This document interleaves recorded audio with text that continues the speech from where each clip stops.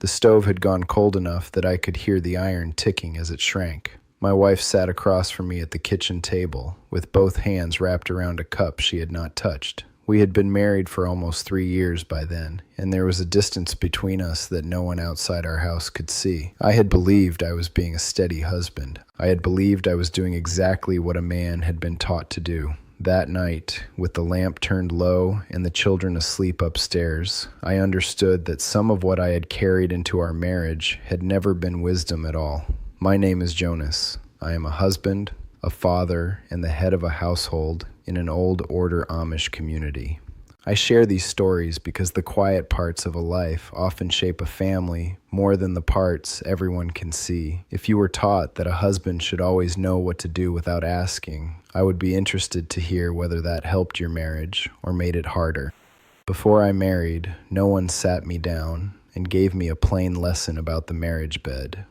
There was no long talk, no written guide, and no careful explanation of how two people who had lived separately were supposed to become close without fear or confusion. What I received came in pieces: a sentence from an older man while we repaired a wagon wheel, a warning from a preacher during instruction, a look from my father when a joke went too far, a few words from married cousins who spoke as if uncertainty belonged only to boys. None of those pieces were entirely false. That is part of what made them difficult to question. We were taught that marriage was a covenant, not a passing feeling. We were taught that a husband must be faithful, that a wife's dignity belonged inside his keeping, and that what happened between them was private. We were taught not to turn marriage into a story for other men. We were taught that self-control mattered. Those teachings still matter to me. They gave weight to marriage when the world outside seemed to treat it lightly, but mixed among them was another lesson, one nobody said in a single sentence. A man was supposed to enter marriage already knowing. He was not supposed to ask too much. He was not supposed to show nervousness. He was not supposed to admit that tenderness could require learning. If his wife became quiet, he was supposed to give her space. If she seemed troubled, he was supposed to remain steady and wait for the trouble to pass. He was taught to lead, and too many of us understood leading to mean deciding alone. I believed that for too long. I was 27 when I married. That is old enough to have done a great deal of work, and young enough to mistake competence in one part of life for wisdom in every part. By then, I could hitch a team in darkness, judge a field by the smell of the soil, set a door square without measuring twice, and repair a harness with cold fingers. Men trusted me with work. My father trusted me with money. The bishop had asked me to help younger men on several building days. I was not a boy. I carried myself like a man who could solve what was put in front of him. Marriage was the first thing that could not be handled that way. My wife and I had courted carefully. We knew each other's families. We had spoken on Sunday evenings after singing. We had ridden together in the buggy with the road open ahead of us, and enough silence between sentences that each word felt important. I knew how she laughed when she was trying not to. I knew she preferred apple butter spread thin and coffee left to cool. I knew she could sew a straight seam faster than anyone in her family. I believed knowing these things meant I knew her. In truth, I knew the part of her that had been allowed to stand in daylight. She knew the same part of me. The week before our wedding, an older married man worked beside me in the shop. He was shaping a replacement handle for a broad axe, and the floor was covered in pale curls of hickory. He told me marriage would be easier if I kept my head, did not ask foolish questions, and remembered that a woman needed a husband who was certain. He did not mean harm. I believe he was repeating what had been handed to him. At the time, his words felt solid. Certainty was something I understood, so I carried it with me. On our wedding day, there were more people in the house than I could count without turning my head. Benches filled the rooms. Coats hung 3 deep along the wall. The smell of chicken, bread, coffee, and damp wool stayed in the air from morning until after dark. Everyone seemed to know what came next, except the two of us. People smiled at us with a kind of knowing kindness that made me more uneasy, not less. By evening, my wife looked tired. I saw it, but I did not ask what she needed. I believed a calm husband should not make the moment heavier by naming the nervousness both of us could feel, so I acted certain. She acted calm. We were both trying to protect the other, and because neither of us spoke plainly, each of us was alone in the same room. I will not describe private details. They belong to my wife and me. What matters is that nothing terrible happened, and nothing anyone outside our marriage would have called wrong. Yet something small began that night. We learned to hide uncertainty from each other. I thought silence was gentleness. She thought silence meant I did not want to know her thoughts. I thought giving her room was patience. She thought I was keeping part of myself locked away. When she hesitated, I did not press her, but I also did not ask why. When I was unsure, I became quieter. I had been taught that a man who admitted uncertainty made his wife carry his weakness. So I carried it alone, and in doing that, I made her carry the distance it created. That pattern did not stay in the bedroom. Patterns rarely do. It followed us into the kitchen, the barn, the buggy, and the long winter evenings when the work was finished, but neither of us knew how to begin a difficult conversation. If she looked tired, I assumed she wanted quiet. If she was disappointed, I worked harder. If I felt rejected, I became useful. I sharpened tools that did not need sharpening. I checked animals that had already been checked. I split wood until the stack stood higher than the windowsill. Work gave me answers that marriage did not. A crooked gate could be rehung. A loose board could be nailed. A wife who sat silently beside the lamp could not be repaired, and the very thought that she needed repairing was part of my error. During our second year, the harvest came in late. We had rain through much of September, and several fields stayed too soft for the wagon. I was leaving the house before sunrise and returning after dark with mud dried nearly to my knees. My wife was expecting our first child. She was often tired, though she did not complain. I saw her moving more slowly and decided that the best way to care for her was to ask less of her. That sounds considerate. In some ways it was. I took on extra chores. I carried water. I made sure there was enough wood close to the house. But I also stopped telling her what worried me. I did not speak about the wet fields, the money we might lose, or the fear I felt about becoming a father. I believed leadership meant standing between my family and every uncertainty. I did not understand that a wall can protect a person and still keep that person outside. One evening, I came in after 9. My shirt was damp through the shoulders, and one boot had begun to separate at the sole. Supper waited under a cloth. My wife sat nearby, mending a small white garment for the baby. I ate without saying much. She asked whether the lower field would be ready by morning. I told her I would handle it. She asked whether we had enough put away if the yield was poor. I told her not to trouble herself. She lowered her eyes and returned to the stitching. I felt proud that I had spared her. She felt dismissed. We did not understand the same moment in the same way.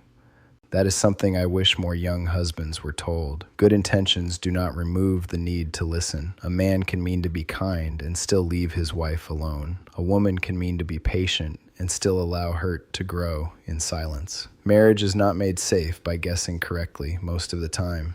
It becomes safe when truth can be spoken before either person has arranged it into something neat. After our child was born, the distance became harder to ignore. We were tired in a way neither of us had known before. Sleep came in pieces. Meals went cold.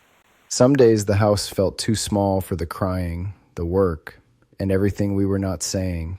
I believe physical closeness should return naturally when the time was right. I believed asking about it would place pressure on her, so I waited. She believed my quietness meant I no longer saw her as my wife, only as the mother of my child. Neither belief was true. Both beliefs caused pain. Months passed with each of us trying to be considerate, according to a rule the other had never agreed to. I remember one January night clearly. The wind pushed fine snow beneath the back door, and the kitchen floor felt cold even through my socks. Our child had finally fallen asleep after hours of restlessness. My wife came downstairs and sat at the table. I had been repairing a leather strap, though there was no need for it before spring. The lamp made a small circle of light between us. She looked at my hands instead of my face. I asked whether the baby was settled. She nodded. Then the room went quiet. I waited for her to speak because I thought patience was love. She waited for me to speak because she needed to know I was willing to enter the conversation with her. We might have sat that way another hour if she had not finally said, "Jonas, I need you to speak to me, not decide for me." That was the only sentence. She did not accuse me. She did not raise her voice. She said it with weariness, and the weariness made it heavier. I set down the strap. For the first time, I did not defend the intention behind what I had done. I did not tell her I had been trying to protect her. I did not explain that men were taught to be steady. I asked what she meant, and then I listened long enough to hear an answer that did not flatter me. She told me that I was kind in many visible ways. She noticed the wood by the stove, the water carried, the late hours, and the money carefully counted.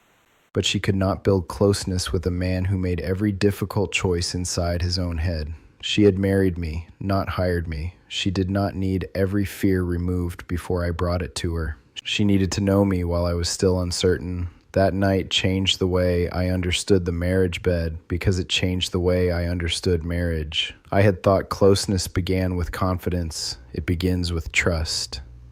Confidence can be performed. Trust cannot.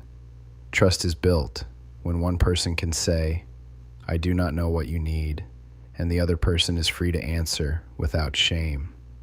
Trust is built when hesitation is treated as information, not rejection.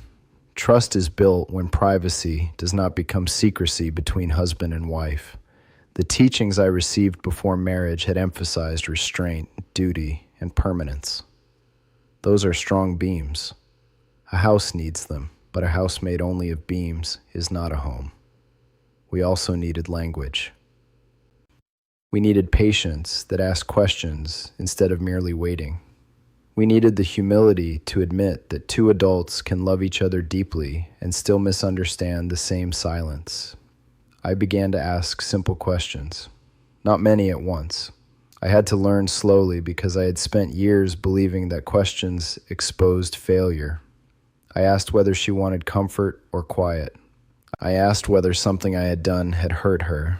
I asked what made her feel close to me and what made her withdraw. I also answered when she asked me. That was harder. It is easier for a man to ask a careful question than to give an honest answer that makes him feel unsteady.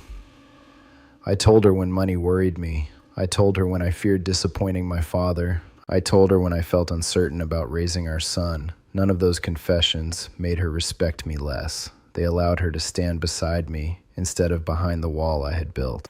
Our private life changed too, though not through any technique or secret. It changed because we stopped treating uncertainty as shameful. We learned that tenderness has to be spoken as well as shown. We learned not to assume that yesterday's comfort answered today's question. We learned that marriage does not give either person the right to ignore the other's uneasiness. It gives both people a duty to notice, ask, and care. That duty belongs to the husband as surely as providing food or shelter. Leading a household does not mean being the only voice in it. I know some men hear this and worry that asking makes a husband weak. I once believed the same, but there is nothing strong about protecting an image of certainty while your wife feels alone. There is nothing steady about refusing to learn. A man who can lift a beam but cannot bear an honest answer is not as strong as he thinks. A husband should be able to hear that his good intention caused hurt and remain present. He should be able to slow down. He should be able to change without making his wife pay for the discomfort of that change. I also know that people outside Amish life sometimes imagine we are given a set of secret rules before marriage. My experience was quieter and more ordinary than that. We inherited habits, we watched older marriages, we heard half sentences, we learned what subjects caused the room to go still. Much of what shaped me was never announced as instruction. It lived in what men did not say. That is why unspoken teaching can last so long. You cannot question a rule if no one admits it is a rule. I do not blame my father or the older men who advised me. Most of them were faithful husbands in the ways they understood faithfulness. Some had marriages marked by deep loyalty and years of sacrifice. They handed me what they had been handed.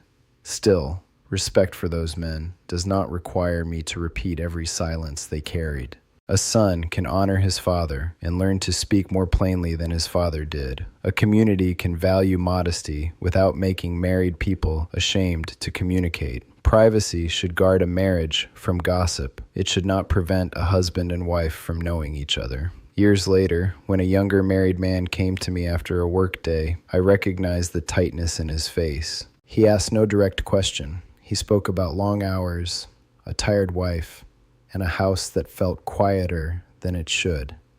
I did not give him details from my own marriage. Those still belonged to us.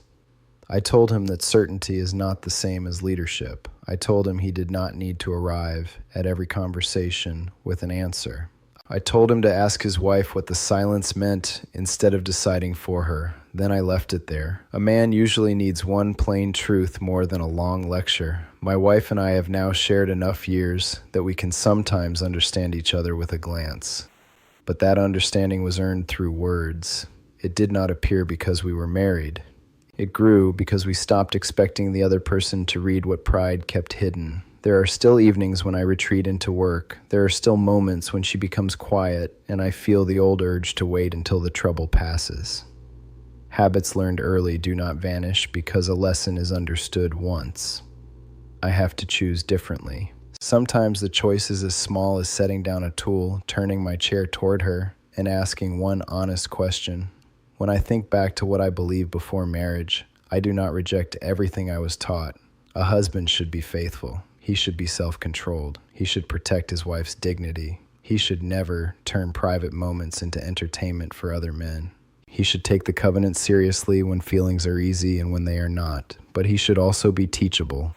He should understand that his wife is not a responsibility to manage from a distance. She is his companion. Her voice is not a challenge to his place in the household. It is part of the wisdom God has placed within that household. The lesson I believed too long was that a good husband must never look uncertain. I know now that pretending certainty can become a kind of dishonesty. The better lesson is simpler. Tell the truth. Ask with care. Listen without preparing a defense. Do not use silence to make decisions for two people. The marriage bed is not separate from the rest of marriage. Whatever habits you bring there will follow you into every room of the house. Pride follows. Fear follows. Patience follows, kindness follows. So does the willingness to learn. That is what I understand now. A husband does not honor his marriage by already knowing everything. He honors it by remaining humble enough to know his wife more deeply as the years pass.